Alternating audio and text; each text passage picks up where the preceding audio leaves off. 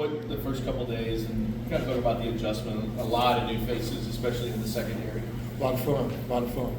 I mean,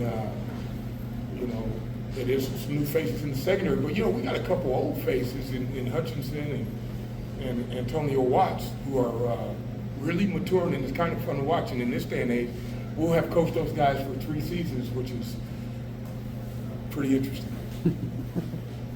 Pretty rare, you're saying these days? Yeah, that's what I'm saying, because it used to be like, okay, in another year that guy will be a good player, you know what I mean? But you can't say that now. You just try to get them ready as fast as you can. But those guys are fun to watch because they're maturing. What challenges is it though when you've got a few older guys to mix them together, and how much, as you said, fun? How much fun do you have trying to come up with something during spring? This is why it's fun, because I like the group. I really like the group in terms of their mentality, in terms of as people, they help each other.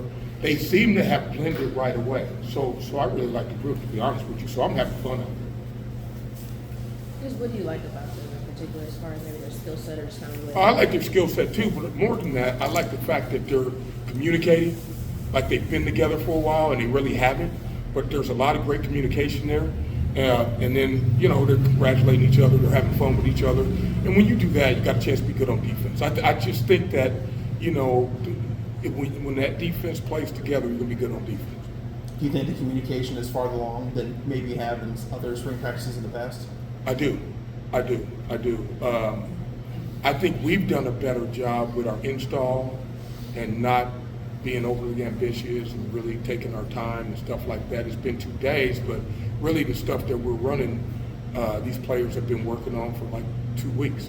So they seem comfortable to an extent, so it's fun. You do have a few guys that have been around for 3 years. Correct. And you do have the same coaching staff for 3 Correct. years. How big is that? It's big, and you live and you learn.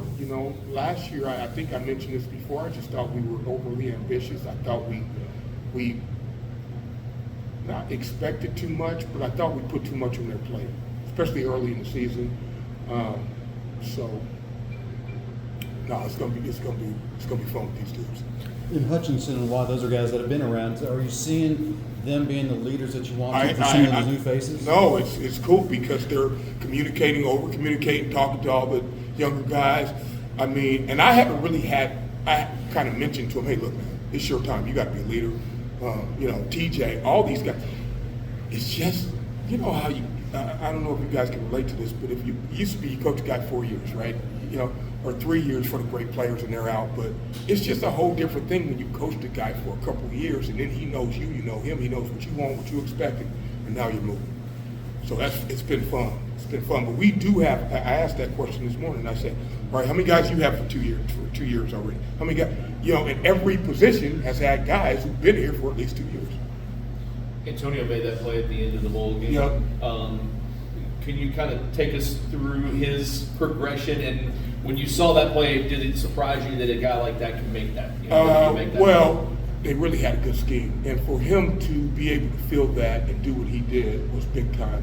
Nothing he does athletically surprises me. I think he's elite that way. You're talking about 221-pound guy who, just like yesterday, myself and Coach Sharp, who works with the secondary with us, I was like, man, did you see that? Just the things he can do with his big body, get in and out of breaks and change and run. The sky's the limit. What he's got to do is play well, consistently, and then he'll get what he wants.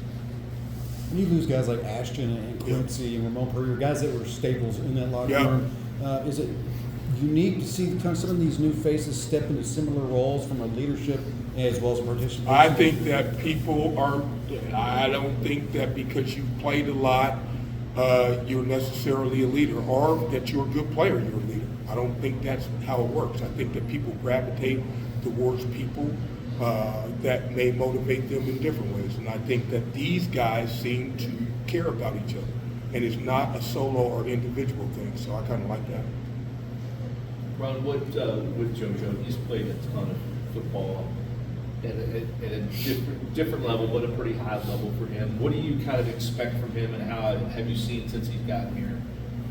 Just a good dude. So JoJo's recruit visit. He's been in some places now.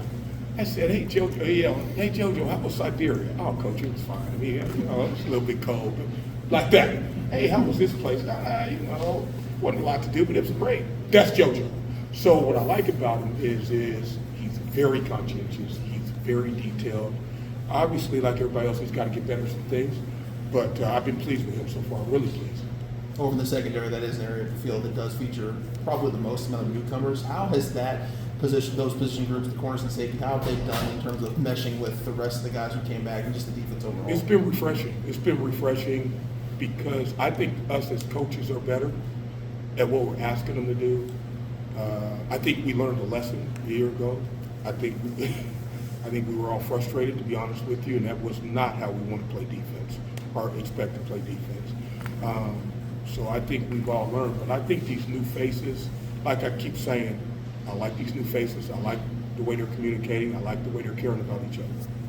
You mentioned how during last season there was at times a bit of communication issues, Yeah. specifically with kind of the Yep. in-helmet comms. Yep. Are you guys taking a little bit of a different approach this offseason as You it gotta pertains learn, to that? man. You gotta learn. You gotta learn from your mistakes. So we're over communicating right now. All right. Thank you. Yep.